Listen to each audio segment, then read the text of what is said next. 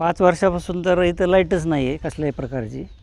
तरी परंतु आम्हाला त्याचं विद्युत बिल आहे एकूण 90,000 रुपये आलं आहे. एकूण इथं म्हणजे 14 क्वार्टर आहेत आणि PSC दोन्हीचं मिळून असं 90,000 बिल आहे.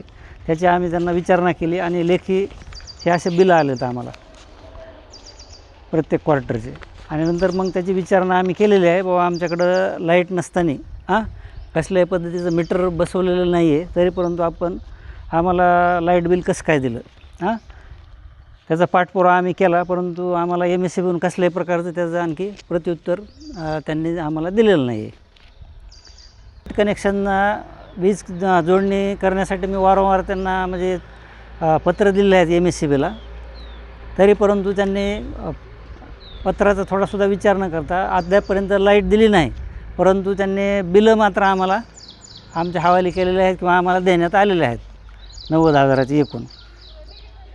आता काय मागणी MSEB? आता हे आमचे जे बिलं आलेले आहेत मीटर नसताना हे आम्हाला म्हणजे कॅन्सल करण्यात यावं किंवा त्याला निरंक करण्यात यावं. लाईटच नाही तर आम्ही बिल कसं भरणार? कारण हे बिल काय आम्ही स्वतःचं भरीत नाही, शासनाला त्याचं बजेट मागावं लागेल. आणि बजेट मागवल्यानंतरच आम्ही ते बिलं भरू शकतो. क्वार्टरचे आम्ही कर्मचारी भरू शकतो. पण तिथं मीटरच नाही आणि तसं लाईट बिल कसं काय दिलं, हा महत्त्वाचा प्रश्न आहे ना. म्हणजे त्याची वीज वापरच नाही आम्ही केला, वापर न करता तुम्ही लाईट बिल कसं काय देऊ शकतात, हा महत्त्वाचा माझा प्रश्न. काय कळवलं का? वरिष्ठांना आम्ही कळवलं ह्याबद्दल. आपलं नाव?